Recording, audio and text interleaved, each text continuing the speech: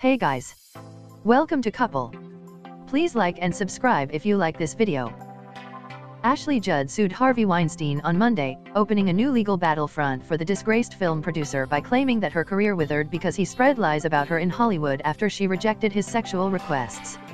It is rare for people to recover damages for smear campaigns, for instance, quietly labeling actresses as difficult when they don't acquiesce to powerful men because of how complicated it can be to prove the action took place, let alone directly harm someone's career. But Ms. Judd has an A-list director on her side, Peter Jackson, who came forward in December to say that he removed her from a casting list as a direct result of what he now thought was false information provided by Mr. Weinstein. Until then, according to the lawsuit, Ms. Judd did not know that something unseen was holding her back from obtaining the work she wanted, and had been doing so for decades. The suit, filed in Los Angeles Superior Court, involves Mr. Jackson's Lord of the Rings films, the first of which was released in 2001. Mr. Jackson had wanted to cast Ms. Judd in a prominent role in the series. But Mr. Weinstein torpedoed Ms. Judd's incredible professional opportunity, according to the complaint, by falsely telling Mr. Jackson that Ms. Judd was a nightmare who should be avoided at all costs. If successful, the lawsuit could clarify sexual harassment protections for those in non-traditional business relationships. Ms. Judd was not Mr. Weinstein's employee in a conventional sense at the time of their encounter, but her complaint contends that she had a continuing business relationship with him. It said that she had already been cast in one of his films, a comedic drama called Smoke, and that she had been summoned to his hotel room to discuss additional roles that he controlled.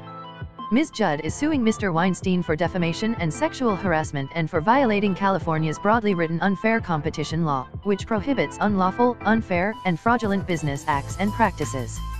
Unfair competition has not historically been applied to the area of sexual harassment and retaliation. Ashley is fighting back, but she also wants to point the way for others, Theodore J. Boutros Jr., the lead lawyer representing Ms. Judd in the suit, said in an interview. Mr. Boutros, who is known for his high-profile work for companies like Walmart and Apple and for pushing the courts on issues like gay marriage, added that if this isn't an example of unfair business practice, then I don't know what is. Jeannie Sukjur Sen, a professor at Harvard Law School who specializes in gender and sexual harassment issues, said Ms. Judd's complaint is notable because it speaks to the fact that this is not just a sexual issue that, beyond physical and emotional harm, it also involves economic harm. She added, if successful, the legal arguments that are being marshaled here are a big deal for lots of people, not just in show business but in all sorts of hiring contexts.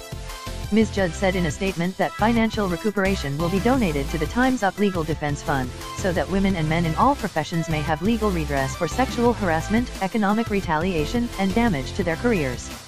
The lawsuit maintains that Mr. Weinstein was retaliating against Ms. Judd for refusing to engage in sexual activity with him.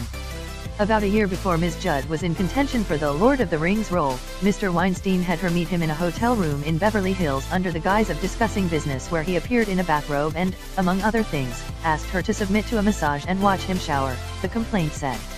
Ms. Judd had previously recounted the episode in an interview with the New York Times published last October.